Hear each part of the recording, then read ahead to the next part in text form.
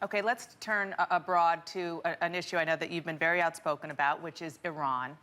This week, you told Jake Tapper that as president, you would move to not only destroy Iran's nuclear program, but even take out its Air Force and Navy if they went too far with its nuclear program. Do you really think that Americans have the stomach for another war in the Middle East?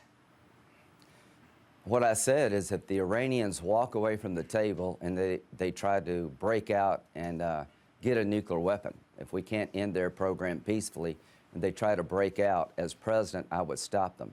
The worst possible nightmare for the world at large is the Ayatollahs in Iran with nuclear weapons. So if I'm president, to the Iranians, if you try to break out and get a nuclear weapon, we're going to stop you. We're going to put all the force on the table that's necessary to keep you from getting a nuclear weapon, because I'm afraid they would use it. If they get a nuclear weapon, the Sunni Arabs will want a nuclear weapon of their own, and we're on the road to a nuclear arms race in the Mideast. You know, when Dunford said that Russia was the biggest threat to the United States, I understand that to a point.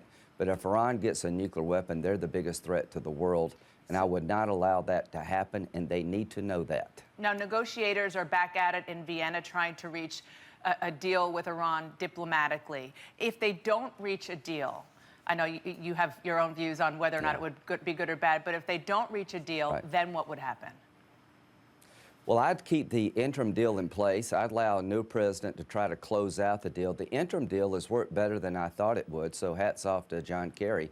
I think the best thing for the world and our country is to let a new president have a chance to conclude the deal with Iran, because Obama is so weak in the eyes of the Iranians and our friends at large. So keep the interim deal in place. But if they sign this deal, they're going to ensure that Iran's a nuclear power. Under this deal, if Iran does everything we ask, at the passage of time, they're going to be a nuclear nation, which is going to create a nuclear arms race. And if you give them any money without them changing their behavior, you're funding terrorism. Can I just underscore one thing that you just said? A Republican who's incredibly outspoken against the way the administration is handling Iran. You said that the interim deal that the Secretary of State has negotiated is good and that should be kept in place?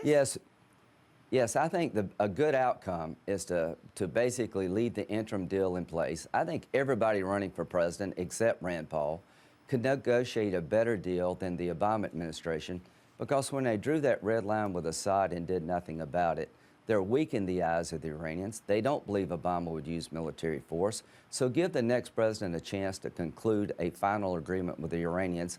And please understand, of all the mistakes we can make as a world and as a nation, getting a bad deal with Iran is the worst possible outcome, because it's going to start a nuclear arms race. And under the agreement they're talking about, you're ensuring they're going to become a nuclear power. The goal was to dismantle their program. Now we're going to lock it in place. So let's let somebody new negotiate with the Iranians, because Obama is so flawed as a negotiator.